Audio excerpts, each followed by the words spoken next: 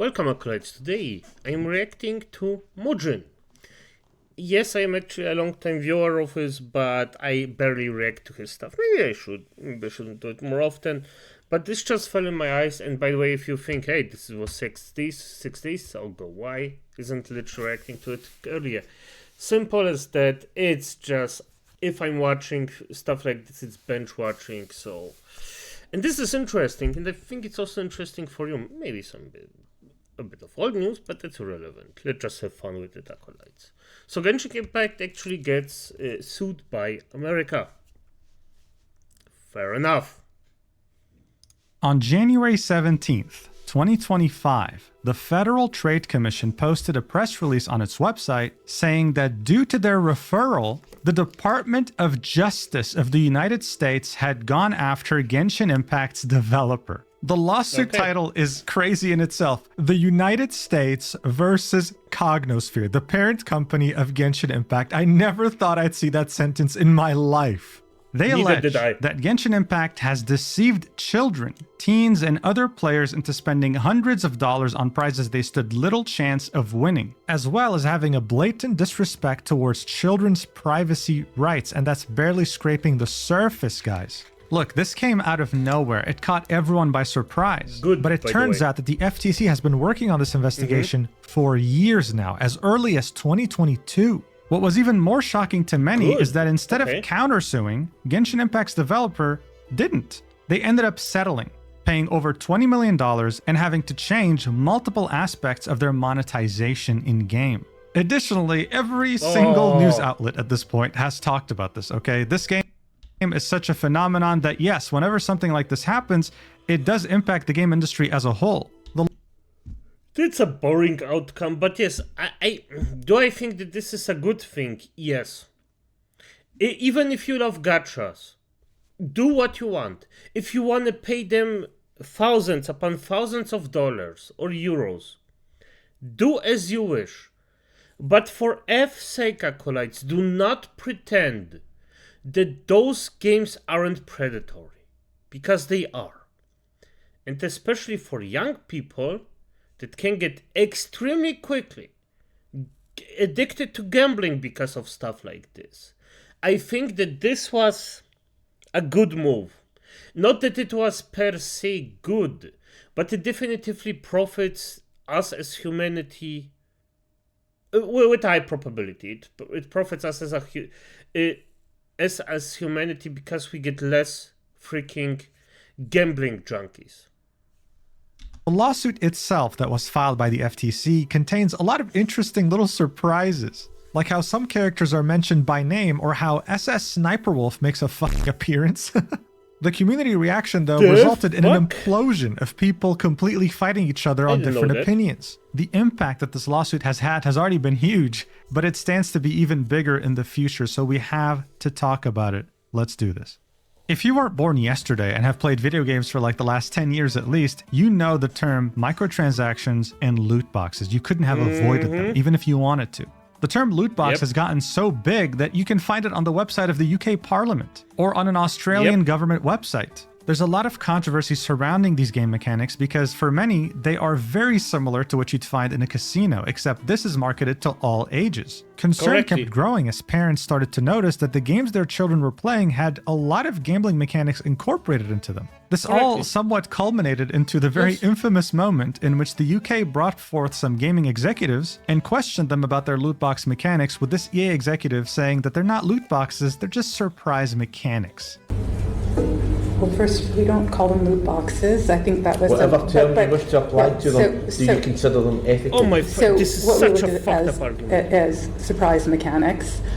You know, what's funny to me is that these online casinos, right? They don't call themselves casinos. They call themselves gaming providers, right? Like, oh my God, hey, you make slot machines, right? No. I make games. I am a game developer. This sounds like the same exact mental gymnastics. This was back in 2019, and people thought that finally this gambling plague would leave their games alone, but unfortunately, nothing really happened. One of the most infamous companies in all this, They of make course, money is instead. EA Games. They make so much money from microtransactions. They call that extra content. In 2024, they made $4.4 billion from microtransactions, and half of it came from FIFA's Ultimate Team mode. Or sorry, Yep. EA FC 24, because they lost the FIFA trademark. The premise is simple. You build your own team to play against players. But the way you get the best players is by opening packs and relying fully on luck to get the ones that Yep, you want. and it In 2020, works. the Dutch court ruled that EA Games has 1 week to make changes to how this mechanic works. Otherwise, they would fine them 500,000 euros a week, Good. up to 10 million euros until they Why do. not a Many day? people saw this as a victory, but EA said, no, we're not going to do that. In fact, we're going to appeal. And 2 years later, that fine got canceled. Nothing's really changed in that regard. Oh, fuck. Look, one thing was for certain by that point. Loot boxes Why? were becoming more and more taboo. As I mean, for fuck's sake, honestly, the judge that decided this should get fired instantly and looking for a new job. How the F is it okay? I mean, if this was purely from grown ass people, 18 plus, I don't care.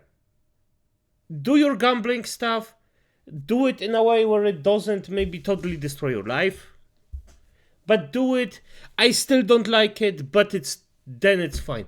But it's for fucking children. Like, you're already starting the poor little bastards with a negative chance. Honestly. As companies became increasingly fearful of costly regulation, they started looking at other monetization mechanics and found inspiration in Fortnite's item shop. You'd get a bunch of rare items, you could buy them for points, and if you didn't buy them, then they disappeared and you would never know if you could get them again. Fortnite found huge profitability with this business model as well as their battle pass, and other companies found success with this business model too. Not Yeah, of all of course them it though, did. okay? Not all of them. However, on the other side of the planet, you still had many game companies using a monetization system similar to loot boxes, and it was getting very profitable. They were called gacha games. There are Yeah, it so still is many profitable. gacha games out there, most of them on mobile, and many of them not even being able to survive for more than a few years before being, well, deleted. You'll always find new releases and you'll always hear news of old games shutting down. But where the hell did they come from? Well, it's from where all the other good things come from too. Japan. It originated from the term gachapon, Yeah. which are these machines here. Let's take the example of this car gachapon machine where you put 300 yen and you're hoping to get your favorite car out of these 5 different cars. The idea here is that you're gambling, but you're gambling on preference, not on money. After putting your money in this machine, you're receiving a car, whether you like it or not. It's just Correct. that you might not be getting the one that you want. And that's exactly how gacha games work as well.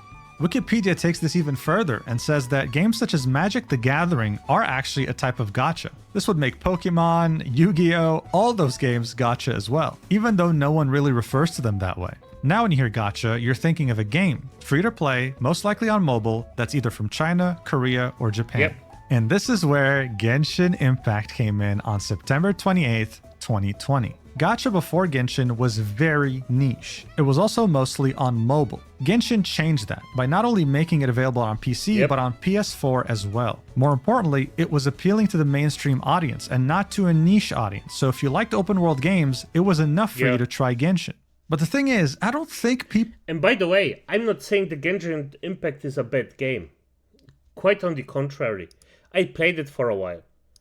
But for fuck's sake, everybody that wants to defend Genshin Impact, the monetization of it is predatory. Acolytes, it's just... Am I crazy here for actually thinking this? No, I am not wrong. You know that I'm right. people quite understand just how much money Genshin makes. Half of its revenue comes from its home country, China.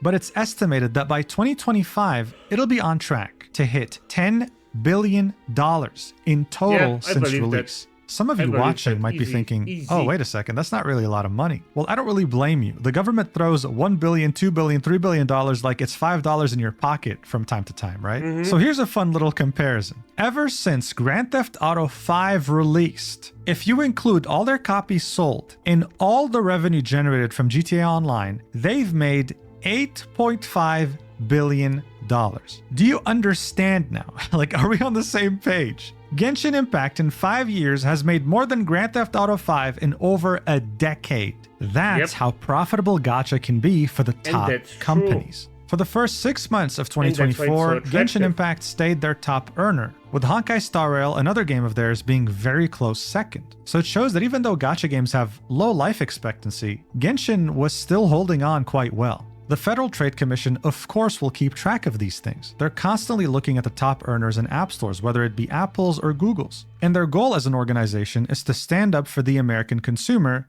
when they're not being bribed, of course. The first thing you see on their website is COPPA, the Children's Online Privacy Protection Act, and they were going to use this as a basis to actually file a complaint against Genshin Impact's developer. Which brings us here. United States of America versus Cognosphere. Now you might be wondering, why Cognosphere? Why not Hoyoverse? That's the game's company. No? Well, it's complicated. Domestically in China, they're still known as MiHoYo.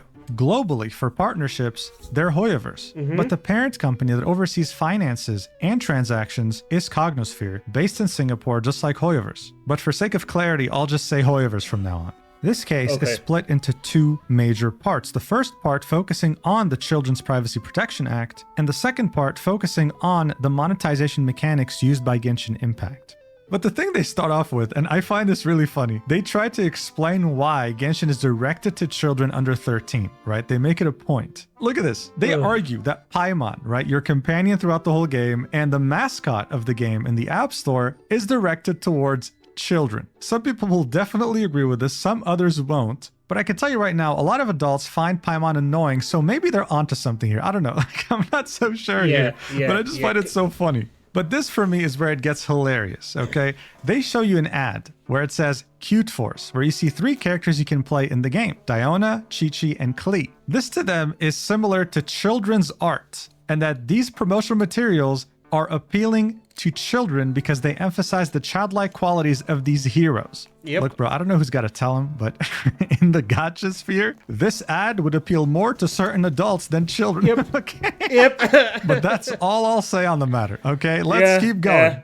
They allege that Hoyoverse intentionally hired influencers that have an audience of children to advertise the game to. For example, many of these paid influencers won or were finalists for categories related to gaming and online media at the Nickelodeon's Kids' Choice Awards. Some of them were big content creators for Minecraft or Roblox. And they also allege that some internal planning documents used by Hoyoverse made note of whether hired influencers were... They know where to hunt. They really know where to hunt their victims. Damn. To a certain degree, I have to respect the struggle. It's also disgusting, but I have to respect the struggle here. Were known for producing Minecraft or Roblox-related content. To strengthen this argument, they mention a hide-and-seek minigame that happens once a year in Genshin Impact by the name of Windtrace, and how they hired an influencer by the name of It's Funny to play it on their YouTube channel. You know what? I mean, this does look like Cocomelon, but in Roblox. Like, I'm not going to lie to you. It's the same kind of thumbnail. It does look like a kid's channel. But it's important to note here that there was nothing mentioning any of the gacha mechanics, right? It was just a bunch of friends playing together like you would watch C-nanners playing Prop Hunt, right? Are you guys old enough to understand this reference? God, I hope so. But these things were enough for the FTC to determine that Genshin Impact is directed to children within the meaning of the COPPA rule. Their biggest issue relating to COPPA was Hoyoverse collecting personal information from children without obtaining parental consent. They outline how here. It's through their social network. So if you didn't know, Hoyoverse has a social network called Hoyolab where you can share things from all their different games, find resources, and also do a daily check-in that gives you rewards. The FTC argues that in many instances, Hoyoverse has become aware that Hoyolab users are children. Some users have stated or indicated in communications reviewed by Hoyoverse that they were under 13 years old, for example, in social media postings on Hoyolab or in posted photographs, videos, or audio files containing the child's image or voice from which it was apparent that the user was a child. Hoyoverse has in some instances taken limited and insufficient corrective steps when it has discovered a post by a child, such as removing the post in question and muting the user from posting on the Hoyolab social network, but without deleting or seeking verifiable parental consent for the use or disclosure of other personal information of the child already collected. So this is how they argue that despite them knowing that they had children on their website, they took no steps and therefore collected their personal information with no issues on their end. And you know what? Correctly. The FTC is not wrong at all here. It took me less than 5 minutes to find a minor posting their cosplay on Hoya Lab. I'm not going to show the post itself or the person's username, but all you got to know is it says from a minor, okay? It's in the title and it has over 400 likes, which is viral for Hoya Lab. Now, don't get this twisted. It doesn't mean that minors shouldn't be having fun cosplaying their favorite characters, but the entire point of COPPA is for them to have protection while doing it. And if Hoyaverse doesn't acknowledge that they're on their platform, then what's stopping someone from following them, interacting with them, and maybe even messaging them harmful things? Nothing. Correctly. There are no protections in place. The FTC then reveals that and this is the biggest problem. It's not that it exists. I mean, kids still need their outlet of fun, and this is true as it is. But the protection amount, and companies won't give a fuck. If this minor now gets bullied until he actually commits something very, very bad, they don't give a fuck. Simple as that. Investigation into Genshin Impact has been going on for a while, and when Hoyaverse actually became aware of it in December 2022, they sneakily changed a little section in their privacy policy, saying our services are not marketed to or intended for children. But for the FTC, that means nothing because in their opinion, Hoyaverse has not sought to collect parental consent at any point in time. And then this is where things get interesting. We're talking about monetization, but not just in regards to children, but also in regards to something the FTC calls dark patterns. In this case, the FTC says that Hoyaverse used confusing systems of virtual currency exchanged for loot boxes and deceived people about the low odds of desirable prizes to trick players into spending much more than they meant, making it a dark pattern. So in Genshin Impact, in order to pull for a limited 5-star character, you need a currency called Intertwined Fates. One fate means one pull. To get fates, you need to buy them with primogems. One fate equals 160 primogems. You can earn primogems in-game, but if you want to spend money, you buy Genesis crystals. You can then use the Genesis crystals to convert them to primogems to then use the primogems to buy the fates. But when you buy the Genesis crystals, you're not told how much they equal in terms of pulls. You have to do math. You have to unfortunately use your brain, take out the calculator, and calculate how much does this mean? If I spend $100, how many pulls do I realistically get? You don't have a straightforward answer in-game, and this is why the FTC is alleging that this is a dark pattern strategy. Additionally, they say that on banners, you see the words probability increased. You also see things like huge drop rate boost on marketing material, which is another dark pattern because it's deceiving. There's no drop rate boost. It's the same thing on every banner, except this one's limited for 20 days. This leads us to the next part, in which the FTC says that Hoyaverse had hired influencers specifically to show off these gambling mechanics to make them fun for children. This is when I would encounter a name I never thought I'd see in 2025, which is SS Sniper Wolf. The FTC says that in May 2021, Hoyaverse hired her and paid her more than $100,000 to record 2 videos promoting Genshin Impact, building upon their narrative that this is a 2-time winner of the Nickelodeon's Kids' Choice Awards in the favored gamer category, so her audience has a lot of kids watching. Now here's where it gets really tricky. She was pulling for characters, right? Typically, if you do a 10 pull, you'll always see a purple light if you don't win a 5-star because you're guaranteed to get a 4-star every 10 pulls. If you were to pull for a 5-star, you see a golden light. This is how you know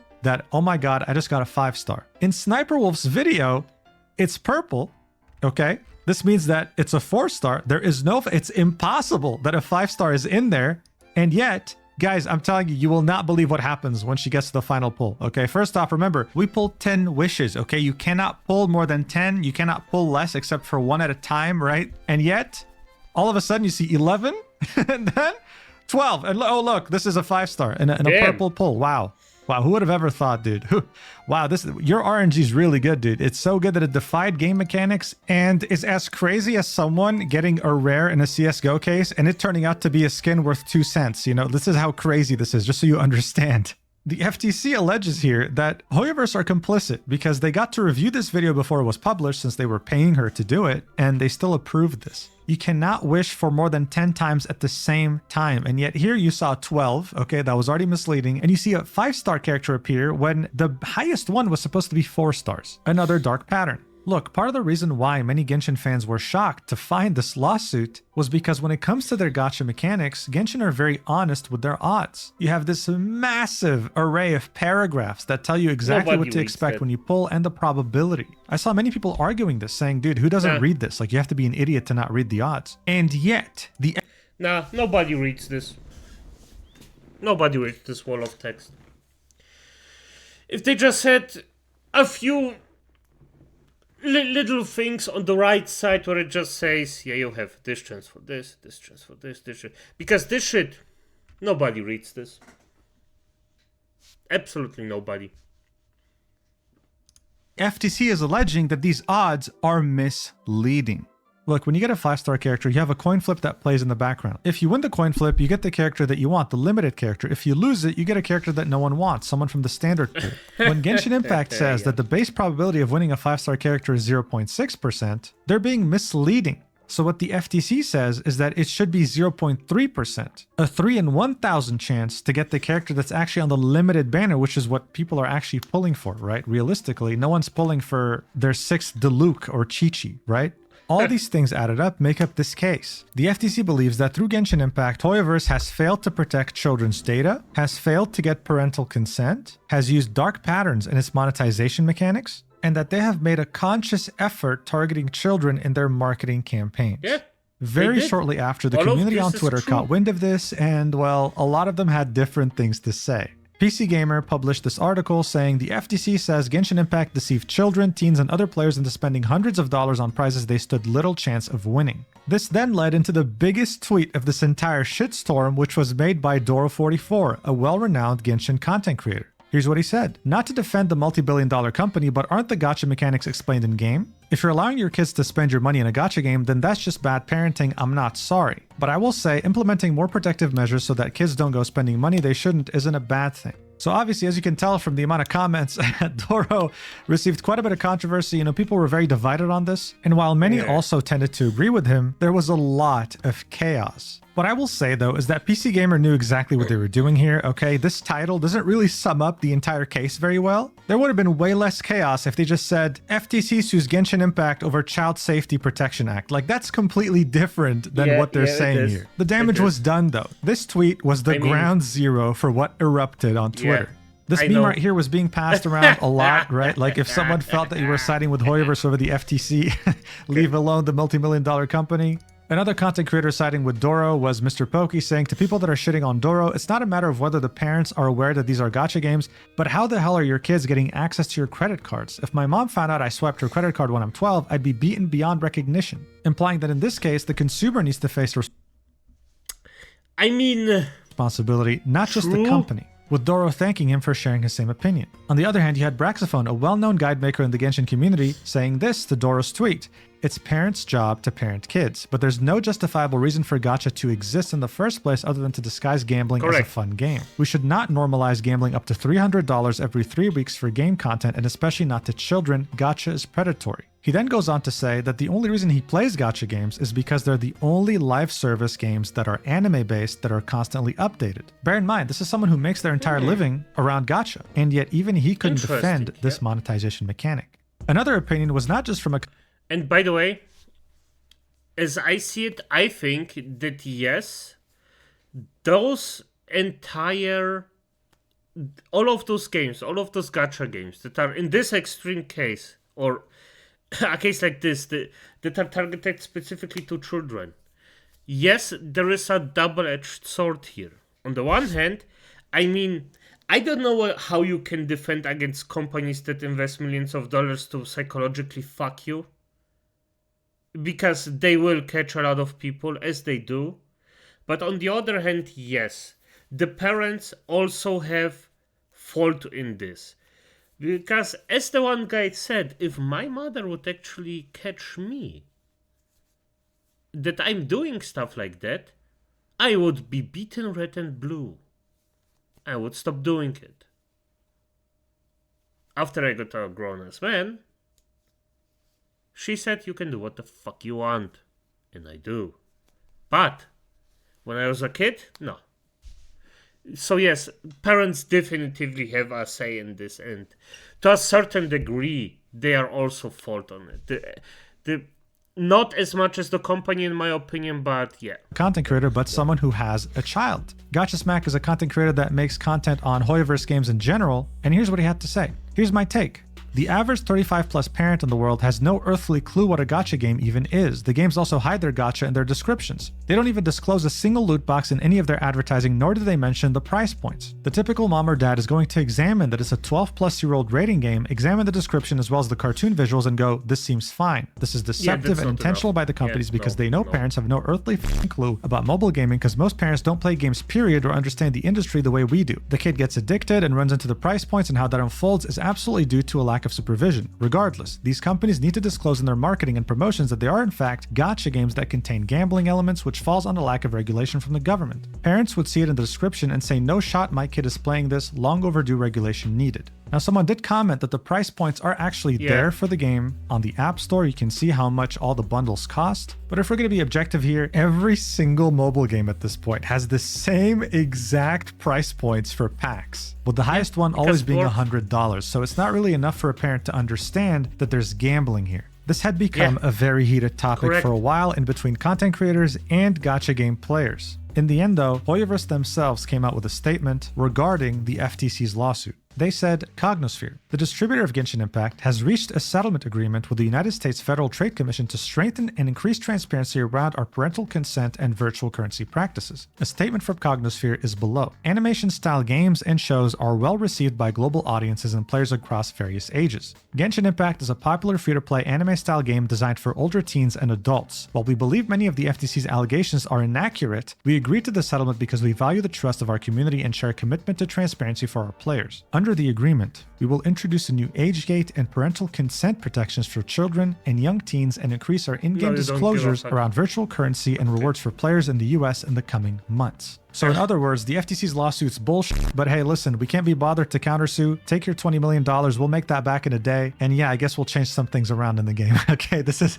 as straightforward as it gets, guys. $20 million for them is child's play. But this hasn't stopped people from comparing Hoyoverse's game mechanics to other games that are operating with no issues. For example, look at the odds that EA games give you for FIFA packs. When you open a premium gold pack, they say that it's a 4.2% chance to get a player gold 84 plus or higher in terms of stats. But what if I wanted a player that's like 94 or 96? What are the odds there? We don't know. Let's not forget that even Apex Legends, I know it's a dead game, still has loot boxes as well. And let's not pretend here that children don't use these, and let's not pretend that EA Games actually seeks parental consent. This is why many people have shared the opinion that the US government is actually using COPPA, weaponizing it in order to go after companies they don't like, most notably Chinese companies like TikTok and Hoyoverse. But how will this affect Genshin Impact and other Hoyoverse games? Well, as a start, you're probably going to have an option to immediately buy Fates instead of Genesis Crystals, to then convert them to Primogems, and then buy Fates with them.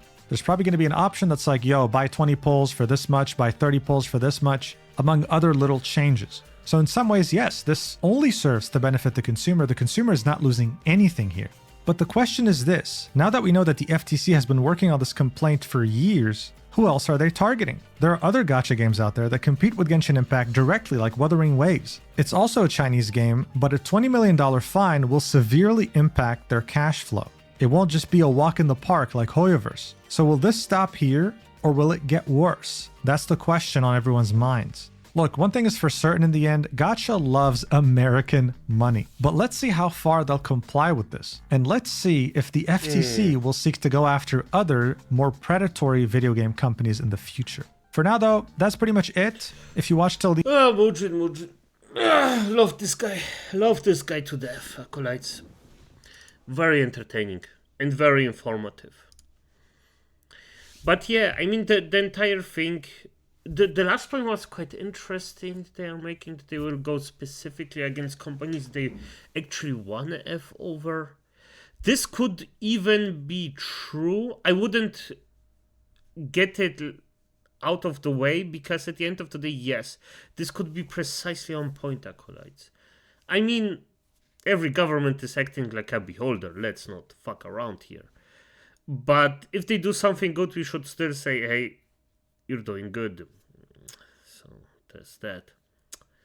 But I think, yeah, that's basically it. Is it this, Acolytes? Have a nice day or good night.